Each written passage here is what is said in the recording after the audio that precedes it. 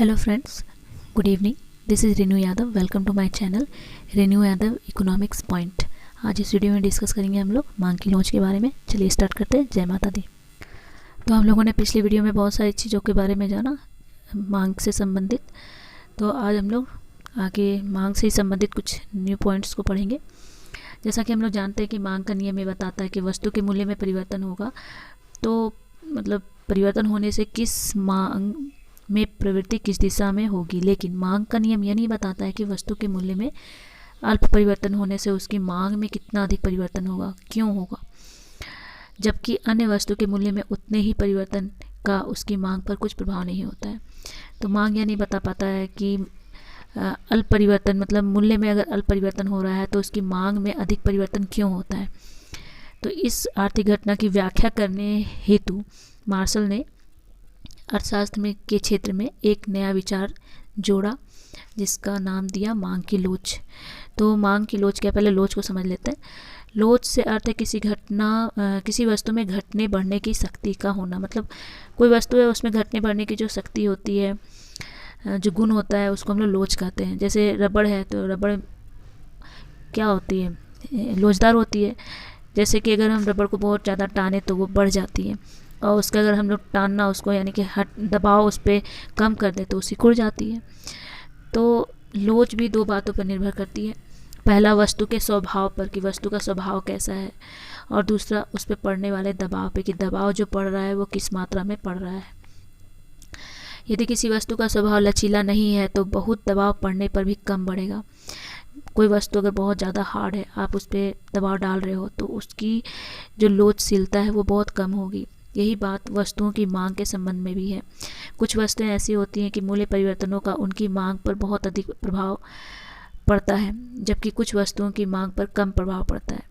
यदि किसी वस्तु की मांग पर मूल्य के परिवर्तन का अधिक प्रभाव पड़ता है तो अर्थशास्त्र में लोचदार मांग, और यदि मांग पर मूल्य परिवर्तनों का कोई प्रभाव नहीं पड़ता है तो उसे बेलोच मांग कहते हैं, बेलोचदार मांग कहते हैं।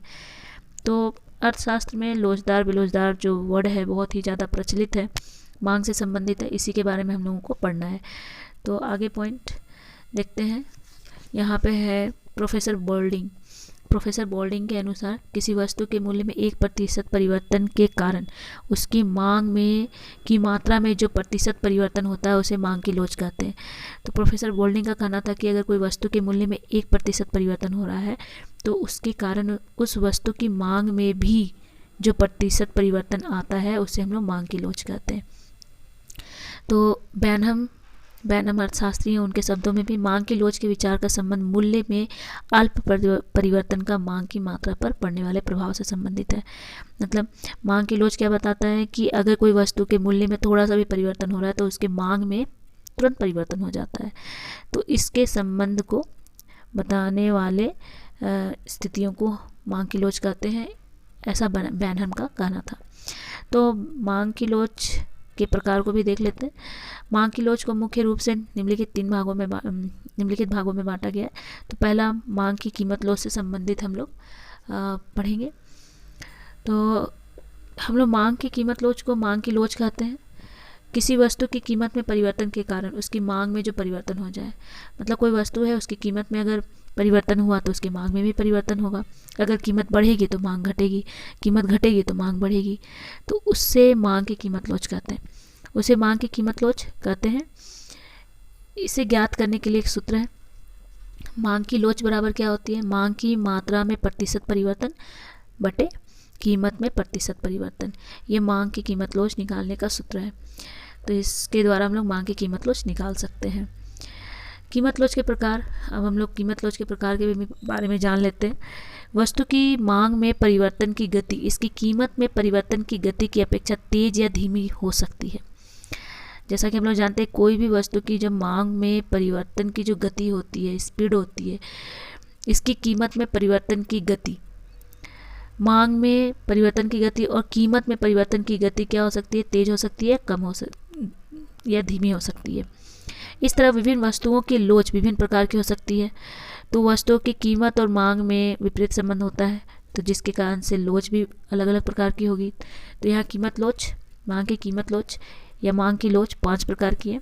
पहला पूर्णतः लोचदार मांग, परफेक्टली इलास्टिक डिमांड, तो इसकी परिभाषा है जब मूल्य में कमी होने पर मांग में अनंत वृद्धि हो जाए। मतलब जब मूल्य में कमी हो रही है तो उसकी मांग इन्फिनिटी लेवल तक पहुंच जाए, तथा मूल्य में अल्प वृद्धि होने पर मांग घटकर शून्य हो जाए। यहाँ थोड़ा मिस टाइपिंग हो गया है। तो मांग पूर्णतः लोचदार होती है, यानी कि इलास्टिसिटी ऑफ डिमांड क्या होगा, इन्फिनिटिव के बराबर होगा इसमें। सम लोचदार मांग क्या होता है, यूनिट इलास्टिसिटी डिमांड, जिस अनुपात में मूल्य में परिवर्तन हो उसी अनुपात में मांग में परिवर्तन हो, तो इसे हम सम लोचदार मांग की लोच इकाई के बराबर भी इसको कहते हैं। इसमें इलास्टिसिटी ऑफ डिमांड क्या होता है, 1 के बराबर होता है। सापेक्षिक लोचदार मांग, सापेक्षिक लोचदार मांग में जिस अनुपात में मूल्य में परिवर्तन हो रहा है उसी अनुपात में मांग में परिवर्तन हो जाए, तो इसको सापेक्षिक लोचदार मांग कहते हैं। मतलब अगर मूल्य में वृद्धि हुआ तो मांग में भी वृद्धि हो गया, मूल्य में कमी हुआ तो मांग में भी कमी हो गया, उसी अनुपात में, जिस अनुपात में मूल्य में परिवर्तन हो रहा है, तो इसको हम लोग बोलते हैं सापेक्षिक लोचदार मांग। इसका इलास्टिसिटी ऑफ डिमांड यानी कि ईडी जो वैल्यू हम लोग निकालते हैं वो 1 से अधिक होता है।